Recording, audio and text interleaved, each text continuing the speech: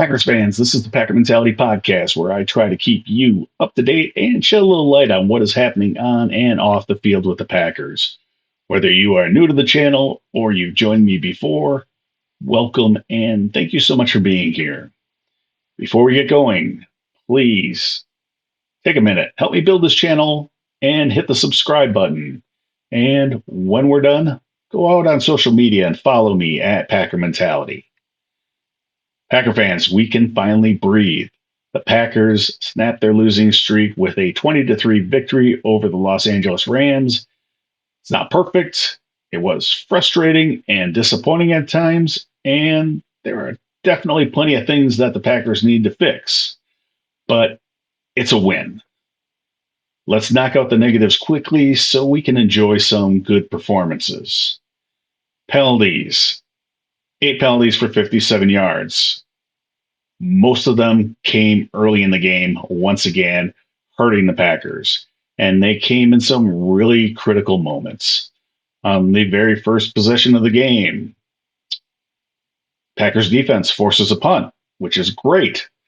But a holding penalty on the return put the Packers offense back on their own 8-yard line.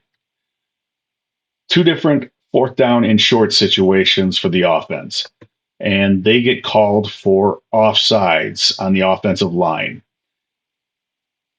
Don't agree with the call. And if you watch the video, if you've seen screenshots, I don't really see it.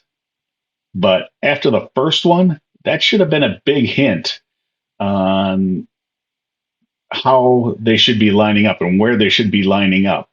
And it should never have happened twice. Early in the game, Rashawn Gary gets called for a defensive offsides. That is a mental error, unforced error.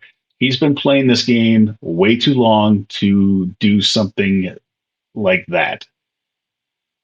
Packers' first two drives of the second half, fumbles, lost them both.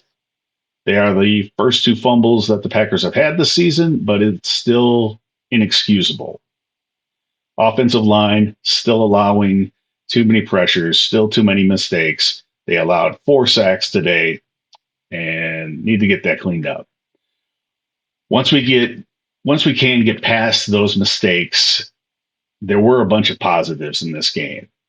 Offensively, Matt LaFleur promised we'd get more Aaron Jones, and he came through.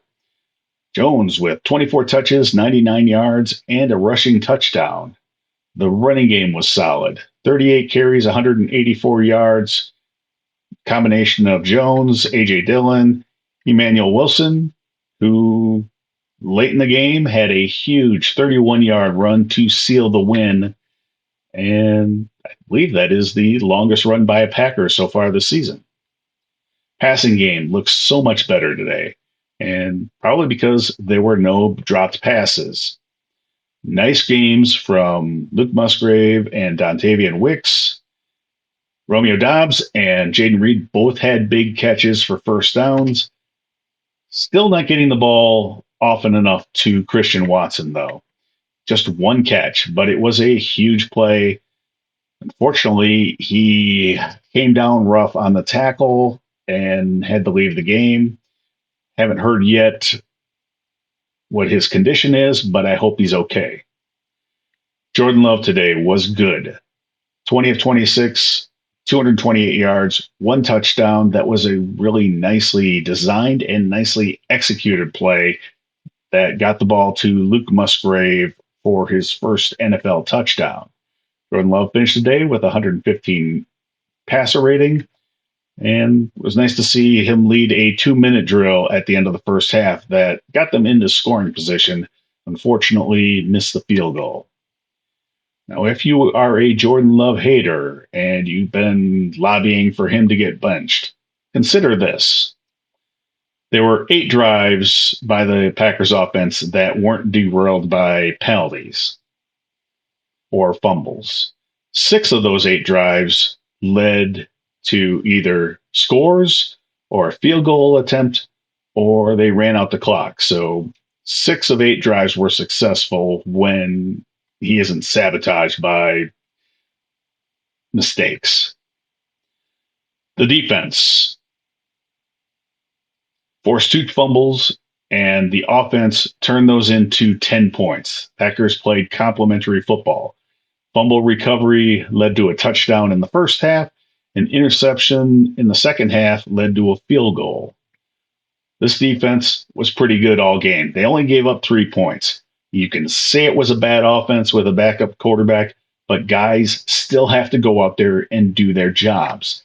When a bunch of those guys are starting for the first time or are getting more playing time than they've had all season, it's an even bigger deal. Defense held the Rams to just 68 yards on the ground on 26 carries. They held Rams quarterback Brett Rippon to 130 yards on 13 of 28 passing. And a lot of the credit has to go to the Packers secondary. Lots of new faces out there getting a lot of playing time, and they did their jobs. They held Cooper Kupp and Puka Nacua to a total of 5 catches and 80 yards. Jonathan Owens getting the starting nod and making the most of his opportunity. He led the team with 8 tackles, a sack, and a forced fumble that led to the touchdown. And despite the fact that he's still not looking 100% healthy, Jair Alexander had a pretty good day with 7 tackles and 2 pass defenses. Carrington Valentine taking over as the starting corner with the departure of Rasul Douglas, had 3 pass defense. Anthony Johnson Jr. in his first start and first significant playing time in his career also had 2 pass defenses.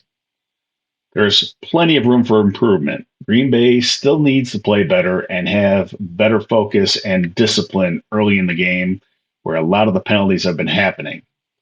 But we also saw some bright spots to feel good about. And some of those young players got to see their hard work turn into success on the field. That's always a great thing. I'll be back in a couple days and we'll start looking at the Pittsburgh Steelers. Until then, have a great week, everyone, and enjoy the win. And go, Pack, go.